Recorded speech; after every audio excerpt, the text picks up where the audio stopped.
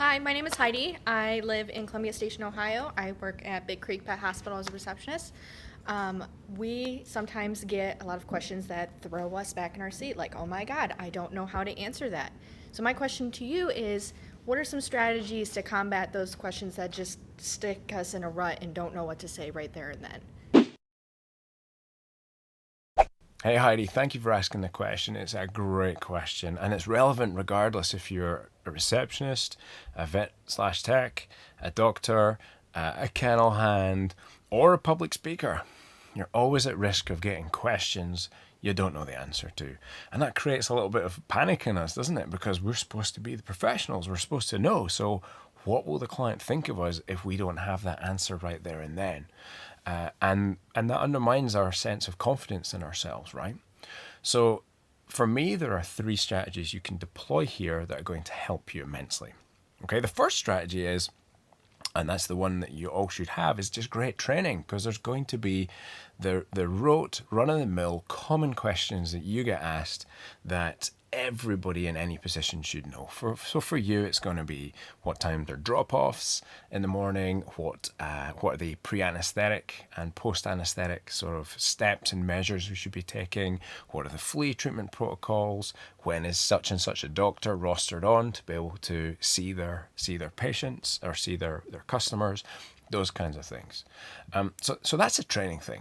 And so that comes down between you and your boss just to make a training plan and make sure you've got that covered.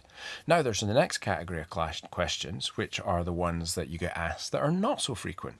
And so I like to write these things down. In fact, it's how I make the content for this show is I look at questions. I invite people to ask me questions all the time. And that gives me a sense of what problems or challenges people in my audience are having, and those are the problems I want to solve because that's how I am relevant and make myself useful to people's lives. So I make a list of the questions I get asked on Messenger, on Instagram, at conferences, on consulting gigs. Whenever I'm interacting with other human beings in veterinary medicine, I make a mental note and then I transfer it to a notepad, or I just collate the questions I'm getting asked, and that forms the content a lot of the time for this very show. So you can do the same thing, and it just becomes a frequently asked question list. Now that's really valuable. Number one, for your training. It's also valuable when you're thinking about what content to create, to go on your website, to make leaflets and handouts. That's the sort of content that's going to be relevant and useful to people, right? So the second way you don't look silly in front of clients is by collating that information and doing the work to skill yourself up so as that you increasingly become more and more knowledgeable, which means you become more and more valuable to your team and you get more and more confident at the job. But there's still going to be times when you don't know the answer to the question, right? Where you just get completely sideswiped by something that you're like, oh, I don't know what the question is. And one of two things is going to be true. Either you should know the answer and it's in your domain and you just don't, or you probably shouldn't know the answer, or you shouldn't be giving the answer because it's not in your domain. So specific clinical advice or making a diagnosis, that's the domain of the veterinarian.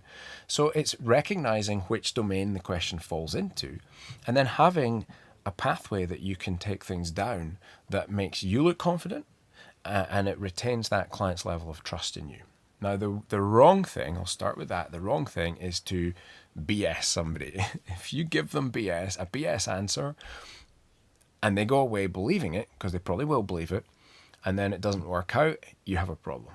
Either they then go get advice from somewhere else that was good advice, and you look silly, and their trust in you is shot to pieces, or there's a big problem, and their trust in you is shot to pieces, and you've got a bad review on Google. So don't BS. People do that particularly because we feel like we've got to say something to fill the silence. We don't want to look stupid. The other thing people do in that moment is they freeze and they stammer and they stumble about. And that's no use as well because you look nervous, you don't look like you're confident, and that impacts people's belief in you. So the way to handle this is to simply acknowledge that you do not know the answer. Same thing I would do if I get asked a question about practice management or marketing or leadership in front of a room full of 1,000 people. You can imagine there's a bit of pressure on you to know the answers there. but you can't know all the answers all the time. It's crazy to even think you could. So the way to deal with that is just to acknowledge the question. You know what? That's a wonderful question. I don't get asked that very often. And I don't want to give you an answer that is not the best answer. So here's what I'm going to do. Would you leave that with me? I will do a little research on your behalf. I'm going to come back to you and give you that answer. Would that be okay? That's how I would answer it in front of a room full of people. That's how I would answer it if a client asked a question I didn't know the answer. That's how you should do it too. If you answer it confidently like that, I don't think you'll lose any face with clients, and it gives you the opportunity to go learn something. And so next time you will have that answer. All right. I hope that helps for you. Great question. Thank you for asking it, and I'll see you in the next episode.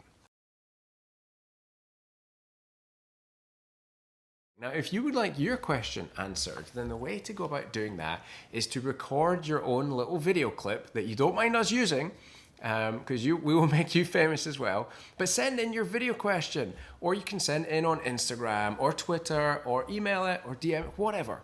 Send your question in. It's got to be about veterinary business, veterinary life, your career, what's going on with you. But ask a question that you think I can add some value back for you, and I would love to give you an answer on this show. And if you do send it in and we use your question, you'll receive a signed copy of So You're a Vet Now What, and my eternal gratitude and some notoriety by being on the show. So don't be shy, step up and send in your questions. Thanks for listening or watching. Be safe, be well, be happy. Dr. Dave, out.